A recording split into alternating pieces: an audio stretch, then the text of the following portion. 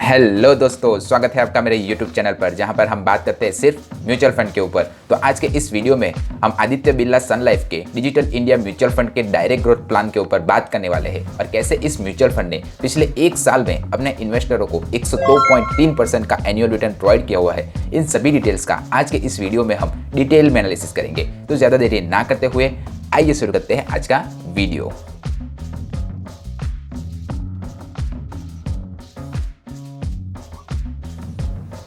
Video शुरू करने से पहले अगर आपने मेरे चैनल को अब तक सब्सक्राइब नहीं किया हुआ है तो चैनल को सब्सक्राइब कर दे और वीडियो को लाइक कर दे। अब आगे बढ़ते हैं। सबसे पहले हम इस म्यूचुअल फंड के फंड ऑब्जेक्टिव के बारे में जानें तो ये एक सेक्टर म्यूचुअल फंड है। अब जिसे नहीं पता कि सेक्टर म्यूचुअल फंड किसे कहते हैं, तो हमारे जो देश में काफ़ी सारे सेक्टर्स अवेलेबल है, जैसे कि energy sector, chemical sector, automobile sector. तो इस पर्टिकुलर सेक्टर में जो भी म्यूचुअल फंड अपने इन्वेस्टरों के पैसे को निवेश करता है उसे सेक्टर म्यूचुअल फंड कहते हैं।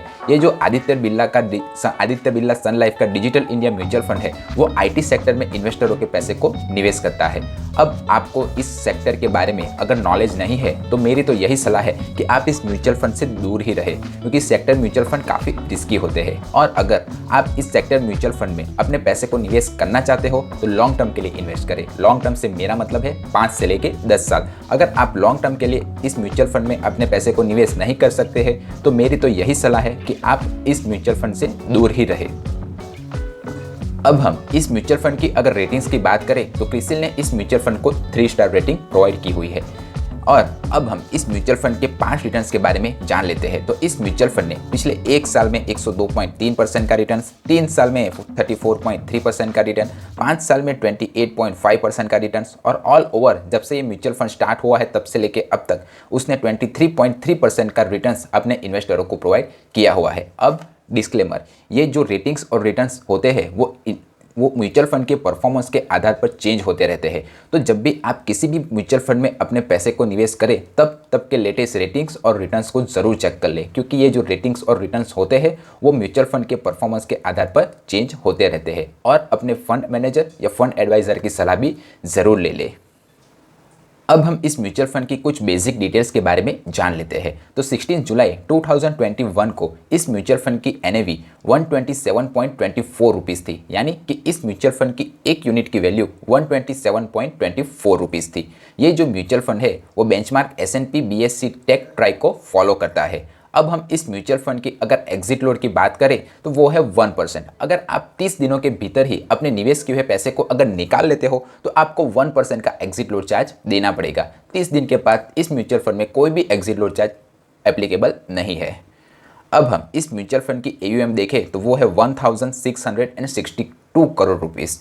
ये जो म्यूचुअल फंड है वो ओपन एंडेड म्यूचुअल फंड है, यानी कि इन्वेस्टर जब चाहे तब अपने पैसे को लगा सकता है और जब चाहे तब अपने पैसे को निकाल भी सकता है। नो लॉकिंग पीरियड इस म्यूचुअल फंड में अवेलेबल है। अब हम इस म्यूचुअल फंड की अगर एक्सपेंस रेशियो की बात करें तो वो है 1.18%, जो मेरे हिसाब से काफ़ी हाई है। अब जिसे नहीं पता कि एक्सपेंस रेशियो किसे कहते हैं, तो जो एसेट मैनेजमेंट कंपनियां होती है वो हमारे ही पैसे को मैनेज करने के लिए हमें से कुछ फीस चार्ज करती है और उसी फीस को हम एक्सपेंस रेशियो के तौर पर जानते हैं। तो जितना ज़्यादा एक्सपेंस रेशियो होगा उतना ही कम इन्वेस्टरों को प्रॉफिट होगा। तो जब भी आप कोई म्यूचुअल फंड चुने तब एक्सपेंस रेशियो के क्राइटेरिया को भी ज़रूर ध्यान रखें, क्योंकि जितना कम एक्सपेंस रेशियो होगा उतना ही ज़्यादा इन्वेस्टरों को प्रॉफिट होगा। अगर आप इस म्यूचुअल फंड में अपनी इन्वेस्टमेंट को स्टार्ट करना चाहते हो तो मिनिमम SIP 1000 रुपीज़ और लमसम अमाउंट 1000 से स्टार्ट कर सकते हो। अब मैं आपको एक एग्जांपल के थ्रू एलोब्रेट करने की कोशिश करता हूं। मान लीजिए कि आपने एक 1000 रुपीज़ की SIP इस म्यूचुअल फंड में स्टार्ट की हुई है और लगातार 5 साल तक आप इसमें निवेश करते हो, तो 5 साल के बाद आपकी जो इन्वेस्टमेंट वैल्यू होगी वो होगी 60,000 रुपीज़। तो अगर आपने इस म्यूचुअल फंड में अपने पैसे को निवेश किया होता तो आपको उस 60,000 रुपीज़ के सामने 1.5 लाख रुपीज़ मिलते। अगर आपने इसी कैटेगरी एवरेज यानी कि इसी दूसरी तरह की सेक्टर म्यूचुअल फंड में अपने पैसे को निवेश किया होता तो उस 60,000 रुपीज़ के सामने आपको 1.43 लाख रुपीज़ मिलते। अगर आपने उस 60,000 रुपीज़ की बैंक FD की होती तो आपको 71,598 रुपीज़ मिलते। और अगर आपने उस 60,000 रुपीज़ का अगर सोना खरीदा होता तो उस सोने की वैल्यू 80,948 रुपीज़ होती। अगर आपको मेरा वीडियो पसंद आ रहा है तो वीडियो को लाइक कर दे। अब आगे बढ़ते हैं। ये जो म्यूचुअल फंड है वो इन्वेस्टरों के 95.66% रुपीज़ को इक्विटी यानी कि शेयर मार्केट में निवेश करता है और 5.45% पैसे को डेब्ट में इन्वेस्ट करता है। अब इक्विटी में निवेश करने के कारण जब जब शेयर मार्केट में उतार चढ़ाव होंगे, इस म्यूचुअल फंड में भी आपको उतार चढ़ाव देखने को मिलेंगे। अब हम आगे बढ़ते हैं। अगर एलोकेशन बाय मार्केट कैप देखें तो ये म्यूचुअल फंड लार्ज कैप में 57.39%, मिड कैप में 22.64% और स्मॉल कैप में 15.64% इन्वेस्टरों के पैसे को निवेश करता है। टॉप स्टॉक होल्डिंग कंपनियां देखें तो Infosys limited, TCS limited, tech Mahindra और एक्ससीएल टेक्नोलॉजी जैसी अच्छी खासी कंपनियों में इसने इन्वेस्टरों के पैसे को निवेश किया हुआ है। अब हम एलोकेशन बाय सेक्टर देखें तो टेक्नोलॉजी सेक्टर में 73.62%, सर्विस सेक्टर में 11.24%, कम्युनिकेशन में 6.2% और इंजीनियरिंग सेक्टर में 2.56% इसने इन्वेस्टरों के पैसे को निवेश किया हुआ है। रिस्कोमीटर में आप देख ही सकते हो कि इस म्यूचुअल फंड में इन्वेस्ट करना काफ़ी रिस्की है, क्योंकि ये जो म्यूचुअल फंड है वो इन्वेस्टरों के 95.66% पैसे को शेयर मार्केट में निवेश करता है। तो जब जब शेयर मार्केट में उतार चढ़ाव होगा तब तब आपके म्यूचुअल फंड में भी आपको उतार चढ़ाव देखने को मिलेगा। अब स्टैंडर्ड डेविएशन की बात करें तो वो है 20.17%, जो मेरे हिसाब से काफ़ी हाई है।